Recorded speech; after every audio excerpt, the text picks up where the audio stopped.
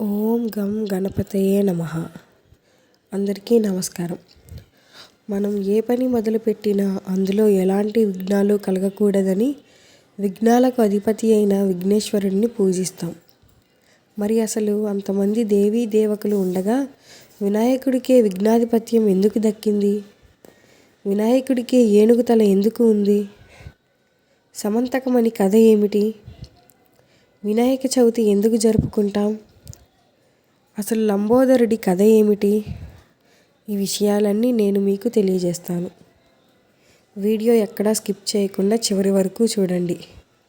అలాగే వీడియోకి ఒక లైక్ చేసి మన ఛానల్ను సబ్స్క్రైబ్ చేసుకోండి. ఇక మన కథ ప్రారంభిద్దాం.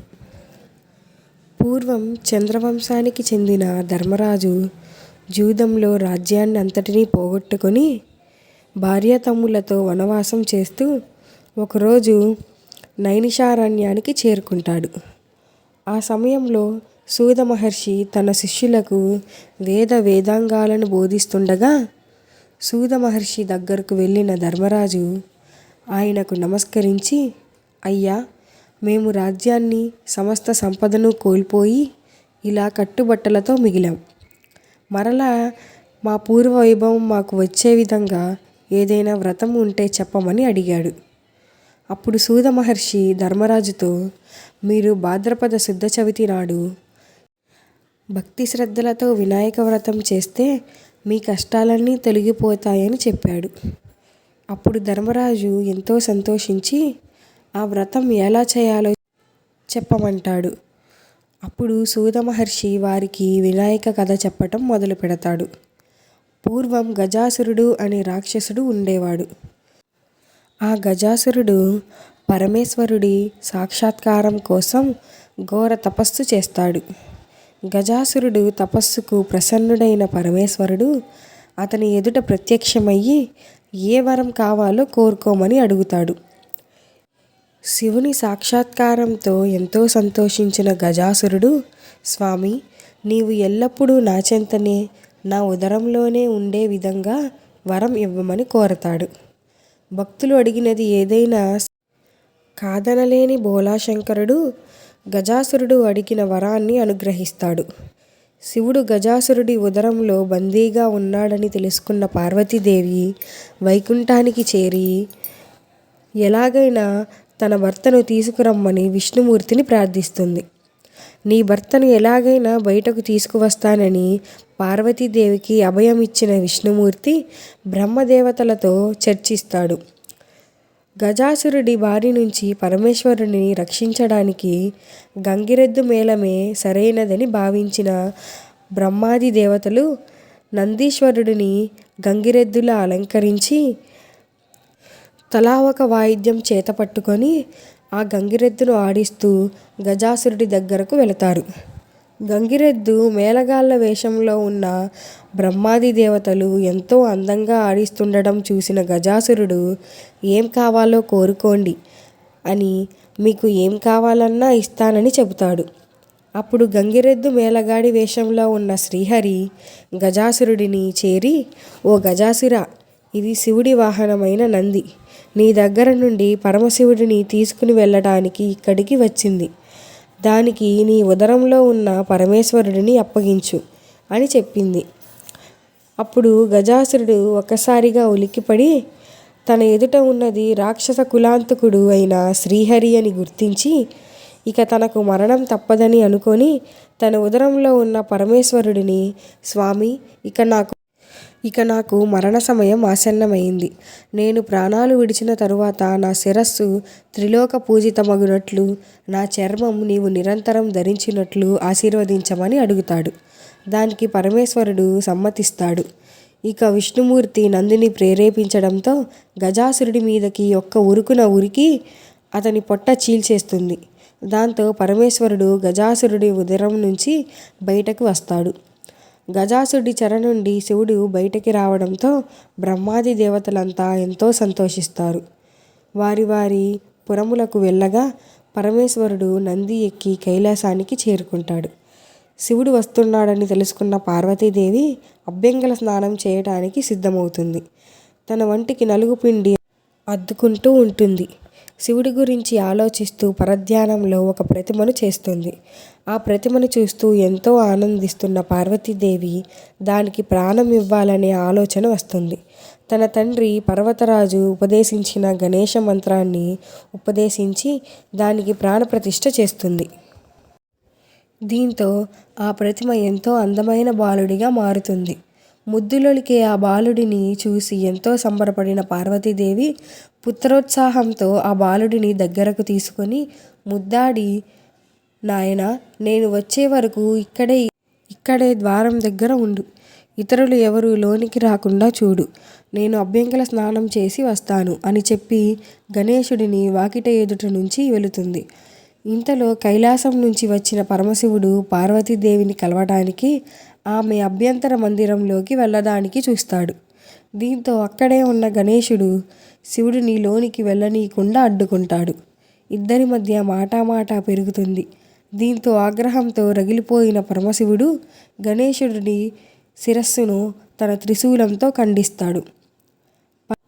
ఆ అలికిడికి లోపల నుంచి పరుగు పరుగున వచ్చిన పార్వతీదేవి గణేశుడి శిరస్సును ఖండించాడని తెలుసుకున్న పార్వతీదేవి కన్నీరు మున్నీరుగా విలిపించింది. పార్వతీదేవి బాధపడటం చూసి తట్టుకోలేకపోయిన పరమేశ్వరుడు ఆమెను ఓదార్చి పరమగణాలను పిలిచి గజాసురుడి శిరస్సును ఖండించి తీసుకురమ్మని చెబుతాడు. దీంతో వారు శిరస్సును కైలాసానికి తీసుకొని రాగా ఆ శిరస్సును బాలుడికి అతికించి తిరిగి ప్రాణం పోసి అతనికి గజాననుడు అని పేరు పెడతారు. తరువాత వారికి కుమారస్వామి జన్మిస్తాడు. గజాననుడు కుమారస్వామి కైలాసంలో ఎంతో అల్లారు ముద్దుగా పెరుగుతారు. అలా కొంతకాలం గడిచాక ఒకరోజు దేవతలు మునులు కైలాసానికి చేరుకొని, స్వామి, మాకు ఏ పని తలపెట్టినా విఘ్నాలు కలుగుతున్నాయి. అందుకు సర్వ విఘ్నాలకు ఒక అధిపతిని నియమించమని కోరతారు. అందుకు శివుడు ఆలోచించి గజాననుడిని కుమారస్వామిని పిలిచి, మీలో ముందుగా ఎవరైతే ముక్కోటి నదుల్లో స్నానమాచరించి వస్తారో వారికి విఘ్నాధిపత్యం ఇస్తాను అని చెబుతాడు. అది వినగానే కుమారస్వామి తన వాహనమైన నెమలిపైన రివ్వున బయలుదేరుతాడు. కానీ గణేశుడు తన వాహనమైన మూషికను ఎక్కి కదలలేకపోవడంతో సూక్ష్మ బుద్ధిని ప్రదర్శించిన గణపతి కన్న తల్లిదండ్రుల కన్నా మించిన పవిత్రం ఏదీ లేదని భావించి నారాయణ మంత్రం జపిస్తూ శివపార్వతుల చుట్టూ ప్రదక్షిణ చేస్తాడు. దాంతో కుమారస్వామి కంటే ముందే ప్రతి నదిలోనూ స్నానమాచరించి ప్రత్యక్షమవుతాడు. దాంతో కుమారస్వామి శివపార్వతుల దగ్గరకు వచ్చి తన అన్న గొప్పతనాన్ని తెలుసుకొని విఘ్నాధిపత్యం గణపతికి ఇవ్వమని కోరతాడు. అందుకు శివుడు అంగీకరించి విఘ్నాధిపత్యం గణపతికి ఇస్తాడు. అలా భాద్రపద శుద్ధ చవితి నాడు గణపతికి విఘ్నాధిపత్యం ఇస్తారు. దాంతో ఎంతో సంతోషించిన గణపతి ఆ రోజు పార్వతీదేవి పెట్టిన ఉండ్రాళ్ళు, పిండి వంటలను పుష్టిగా ఆనందంతో తింటాడు. అలా తిని ఆనందంతో నడవలేక ఇబ్బంది పడుతూ ఉండగా శివుడి దగ్గరకు వస్తాడు. శివుడి తలపైన ఉన్న చంద్రుడు గణపతిని చూసి పళ్ళు పళ్ళుని నవ్వుతాడు. నరదృష్టికి నాపరాయి కూడా బద్దలవుతుందని, అలాగే చంద్రుడి దృష్టి సోకి గణపతి నేలపైన పడి అచేతనంగా అవుతాడు. గణపతి పొట్ట పగిలి ఉండ్రాళ్ళు, కుడుములు బయటపడతాయి. అప్పుడు పార్వతీదేవి ఆగ్రహించి, పాపాత్ముడా, నీ దృష్టి సోకి నా కుమారుడు అచేతనంగా పడి ఉన్నాడు. నిన్ను ఎవరైతే చూస్తారో వారు నీలాప నిందలు మోస్తారని శపిస్తుంది.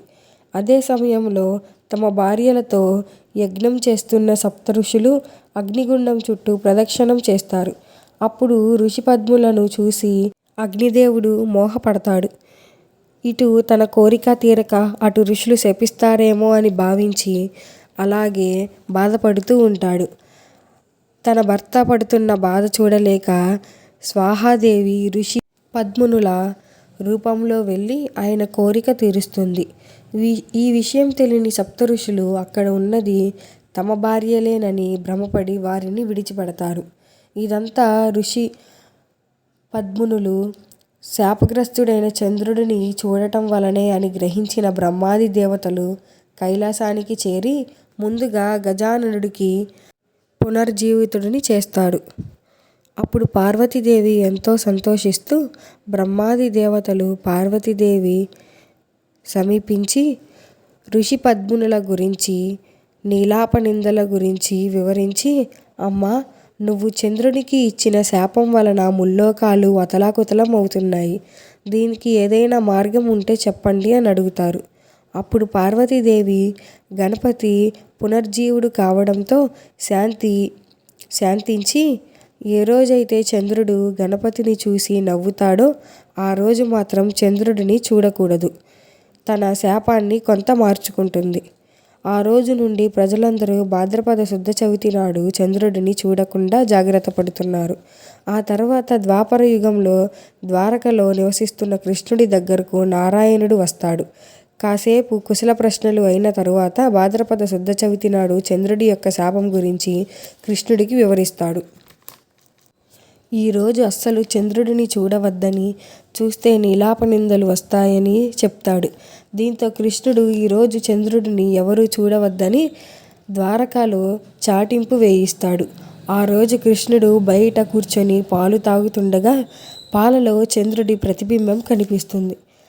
అప్పుడు కృష్ణుడు ఏం నీలాపనిందలు వస్తాయని చింతిస్తుండగా సత్రాజిత్తు సూర్యుడి వరంతో సమంతకమణిని పొందుతాడు.